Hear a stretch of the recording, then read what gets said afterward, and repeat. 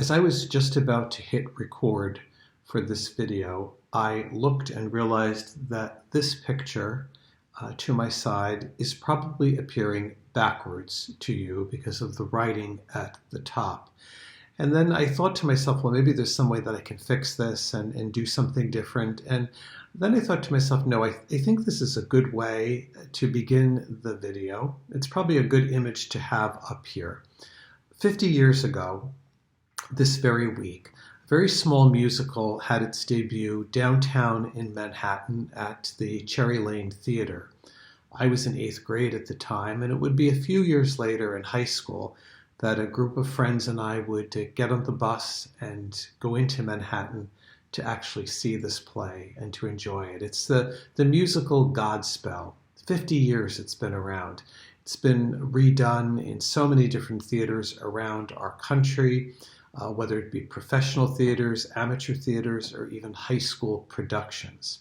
You know, the reason why I thought it was okay that it appeared backwards or maybe even a little out of focus was because at the time when this was first produced, it was very controversial.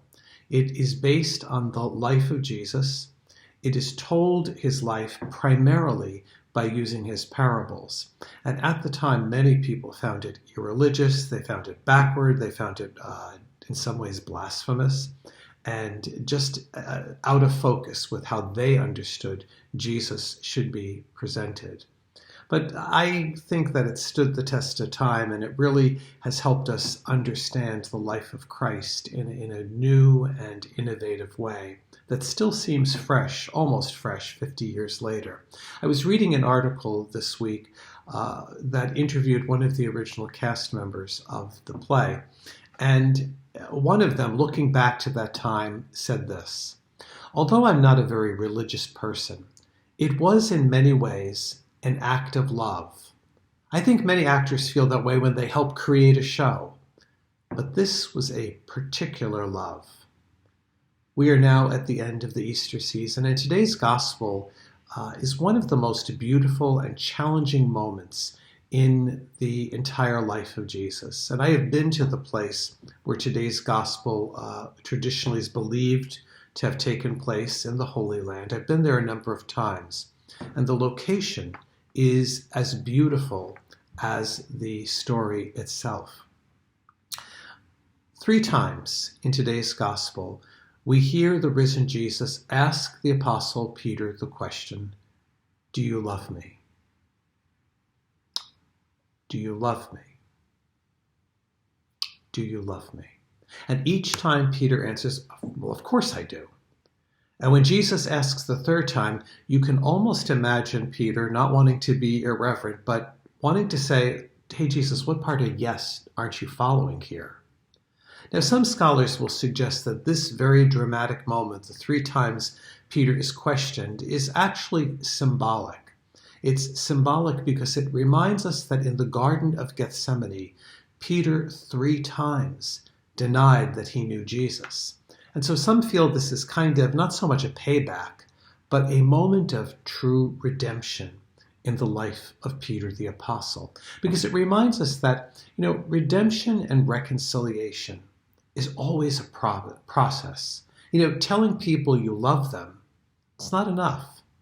Asking for forgiveness, it's just the beginning. And so is offering forgiveness. Those who follow Christ, we learn from today's gospel, is that they have to be the ones who are willing to do the hard work of living forgiveness each day, trying to be a person of love each day. And sometimes to become that person, it takes a while. It can take years. For most of us to be the disciple of forgiveness and love takes most of our lifetime. Jesus, however, offers forgiveness and love immediately. There's no hoops that you have to jump through. There's no forms that you need to fill out. Only the hard work of living love, that's what's left to us. And that is why after the 3 questions that Jesus poses to Peter, the gospel says this. Jesus says, "I say to you, when you were younger, you used to dress yourself and go where you wanted. But when you grow old, you will stretch out your hands and someone will dress you and lead you where you do not want to go. That moment when Jesus says that, it's a reminder that love is tested. It's tested by difficult moments, by situations that we would never want to be in, but find ourselves in. This weekend's Feast of Pentecost reminds us that in those times when we are tested, in those times where we find ourselves being led into an unfamiliar place or a place we'd really rather not be, a situation, a relationship, a difficulty, the Holy Spirit is given to us. The Spirit is given to us to strengthen us, to keep us focused, and to help us not give up on the commitment to be a person of love. That's what the author Maya Angelou meant when she wrote, "Have enough courage to trust love one more time and always one more time." The Holy Spirit helps us to trust love, and the Holy Spirit will never stop helping us to trust love, even when we are led into situations or moments that make us uncomfortable, with which we are unfamiliar. So back to Godspell. It really is hard for me to think that it's 50 years old. And I am, as I said, old enough to remember the buzz that it created. In those years, in the early 70s, the Church was still adapting to the many changes and the reforms of the Second Vatican Council. And the Church was at that moment, finally, after many centuries, facing the world and trying to bring the gospel to places in life where people lived, where people worked, to the human experience, and even to experiences when you looked at it, didn't seem to be focused, seemed to be backwards. I remember a lot of people being extremely uncomfortable that the actor who plays Jesus is in the performance wearing a Superman t-shirt.